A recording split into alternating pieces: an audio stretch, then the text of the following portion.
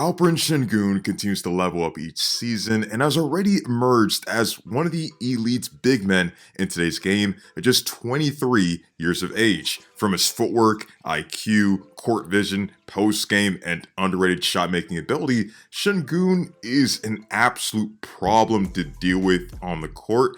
Dominated at the Eurobasket this summer, and he's even come clutch for the Houston Rockets by hitting game-tying shots or even nailing daggers in nail-biting games.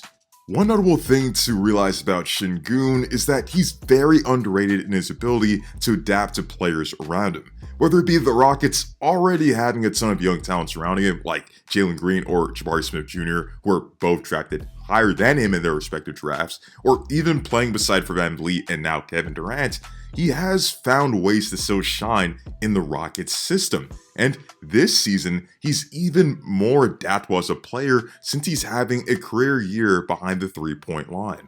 He's taking the highest volume of threes in his career at 3.1 a game, and he's connecting on 42% of them, by far the highest percentage of his career. We really saw this in the opening game of the regular season against the OKC Thunder, where he took 8 threes with confidence and helped stretch out the floor after knocking down catch and shoot look after catch and shoot look, and even was hitting threes as a trailer in transition. I know that 3.1 attempts a game isn't a ton, but on a Rockets team that has the lowest 3-point volume in the league and plays double big lineups with Alpi and Steven Adams, him being a respectable outside shooter goes a long way and opens up his game even more.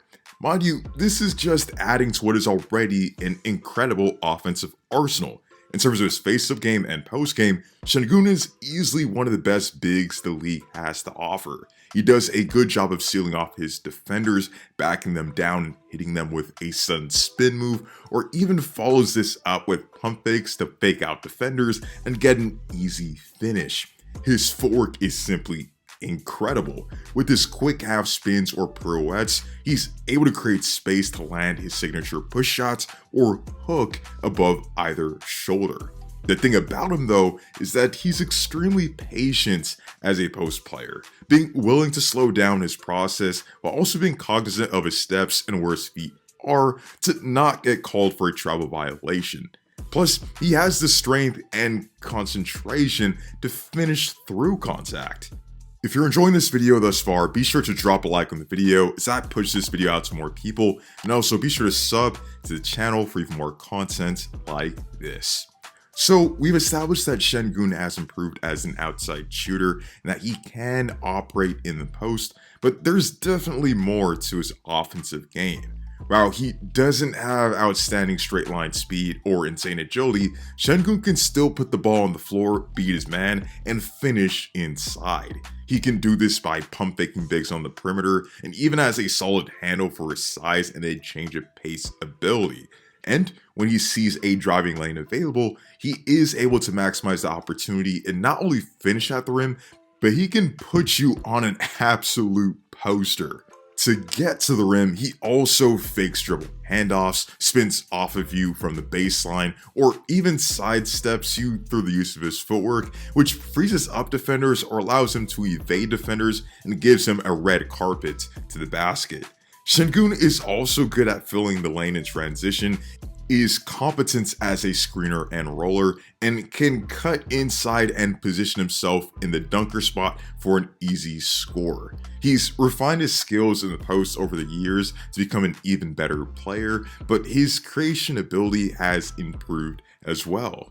We saw him get that 3-point play on Chet Holmgren in that season opener with that between the legs hesitation dribble, and he still had the concentration to be able to knock down that shot. And he's gradually becoming more comfortable creating for himself, taking some shots off the dribble, and even hitting those one-legged follow-away jumpers that he notoriously hits. We saw that dagger that he had against the Milwaukee Bucks, where he brought the ball up the floor by himself against Giannis Antetokounmpo guarding him, and displayed a ton of why he's such a special player. From the ball handling, the quick spin to lose Turner, and the eventual finish, Sengun showed out against two of the better defensive bigs in the league and flexed his muscles after essentially sealing the game. He has counters upon counters, and he's also such a joy to watch because of how gifted of a playmaker he actually is. He can not only bring the ball up the floor, but the stats and eye test suggest that he is in rare air as a playmaker. To this point in the NBA season, he's leading the entire Houston Rockets in assists per game at 7 a game. And throughout league history, only Wilt Chamberlain and Nikola Jokic have averaged more assists as a center through the first 5 games of an NBA season than Sengun. While he can play make out of the post, he is more than capable of driving into the paint and kicking out to guys at the perimeter like he's guard. He scans the floor really well and finds guys moving on the perimeter, and also uses his ability as a roller to aid him as a playmaker as well. Additionally, he can feed players off of dump-offs in the paint and is a good playmaker in transition. He can operate as a break starter, throws great bounce passes, and while not to the extent of Jokic, some of the passes, such as his behind the backs and look passes, really show off just how great of a feel of a game that he has.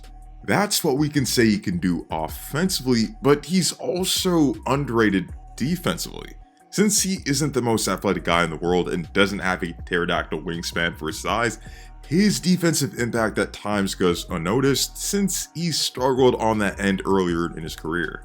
He has good hands and anticipation, is able to cut off drives with his solid foot speed, is a good help defender, and times his contests well while using his verticality to not rack up fouls in the paint. The Rockets have the #1 offense in the league and a top 10 defense at the time of this recording, and Sengun has played a massive role in that.